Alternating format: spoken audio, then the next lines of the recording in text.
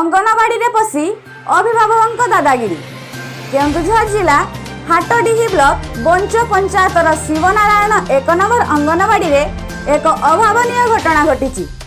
जड़े अभिभावक अन्य जड़े छात्र को पाठ पढ़ुवा अवस्था अमानुषिक माड़ मारिवार घटना वीडियो भाइराल हेबा परे पिलार अभिभावक जानिथिले। गत शनिवार दिन अंगनवाड़ी रे शिशु माने अंगनवाड़ी केन्द्र को जाइथिबा बेले सनातन घोड़ेई पुओ और प्रमोद पाल पुओं मध्य खेलना को नहीं पाटितुंड होइथिला।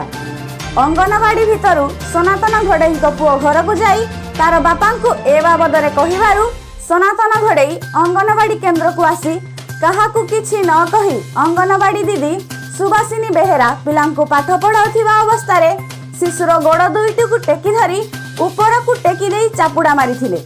अंगनवाड़ी दीदी एकथा काहारी को जणाई नथिले, किंतु वीडियो भाइराल हेबा परे एहाकु नेई गाँ रे उत्तेजना सृष्टि होईछि एवं ग्रामवासी माने एहार तुरंत पदक्षेप पई दाबी करिसंती।